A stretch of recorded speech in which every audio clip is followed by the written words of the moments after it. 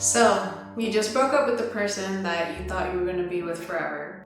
First of all, I'm sorry that your relationship ended and you're going through hurt right now. In this video, I'm going to go over some key things to help you get over this hurt that you're experiencing right now. One of the earliest videos I did on this channel was how to get over a breakup, but two things. One, I had just gotten out of a relationship when I made that video. And two, I made that video 2 years ago. So I don't know what I said because I refuse to rewatch my old videos because they are cringy for me.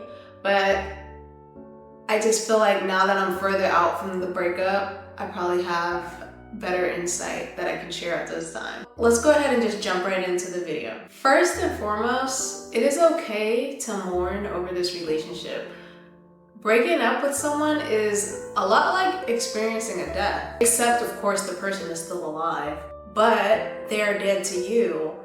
This is someone that you used to spend time with every day, used to talk to every day. They became a part of your routine, and now that's no longer. You begin to miss the things you once shared with this person, and it's okay to mourn and miss that. The second thing you want to do is remember why you broke up in the first place. Something probably was no longer in alignment, whether that was for you or for that other person. List things that were unhealthy in the relationship, whether that was cheating, poor communication, lack of respect, poor hygiene, anything that potentially bothered you in the relationship, list that out. Once you're done making this list, look at this list and ask yourself if you are deserving of this type of treatment.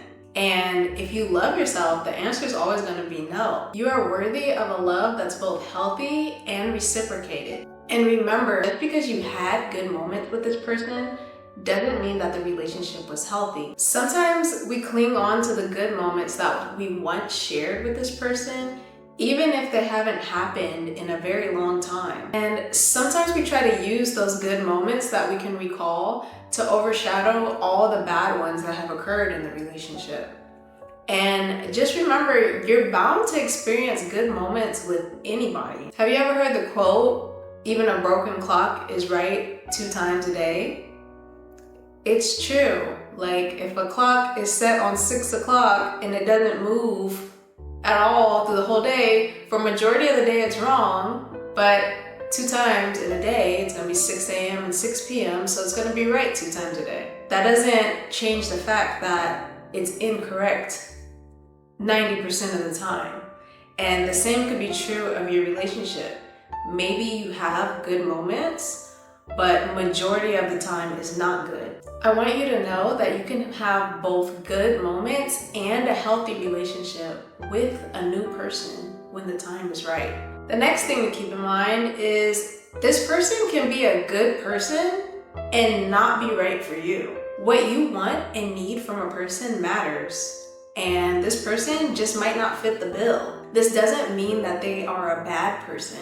They're just not the right person. There have been instances where I've met people, been in relationships with people where on paper, everything should have been good. You know, we had the same religion, had the same values, beliefs. This person had a stable job. We seemed to enjoy some of the same activities, but the day-to-day chemistry just was not there. I'm somebody that likes to talk, communicate, express my needs. This person was more withdrawn and preferred not to communicate and preferred silence for majority of the day. For some people, that might not be a big deal, but for me, I need someone that I can talk to. I need somebody that I have an emotional connection with and can talk to throughout the day.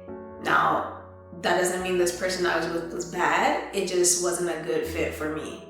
The next thing you can do for yourself is a concept that a lot of people have been talking about, specifically people who have gone through therapy, and it's called reparenting yourself and healing your inner child. This is something you can do at this time while you're single. This concept of reparenting yourself is just giving yourself all the things that you feel that you did not receive when you were a child. Some examples of this are setting boundaries that you were never taught to set, practice talking to yourself kindly instead of critically, learning to give yourself rest when you typically would feel guilty resting, letting yourself feel your emotions instead of shutting them down, and giving yourself structure and safety when things feel chaotic. These are just a few examples of things you can do to practice reparenting yourself. There's so many other things. Feel free to look this up and explore this more. Another thing you can do now that you're out of this relationship is just focus on yourself. Use this time to make yourself the best version of yourself that you can possibly be. Start new hobbies, learn how to draw, go for walks, join groups, start working out, incorporate healthy meals throughout your day.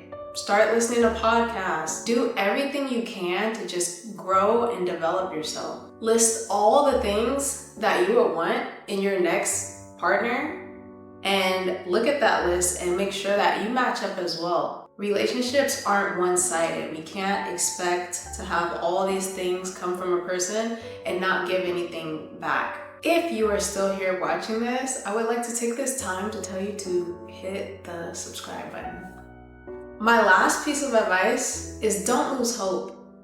If you are thinking that the likelihood of you finding someone else again is low, think again.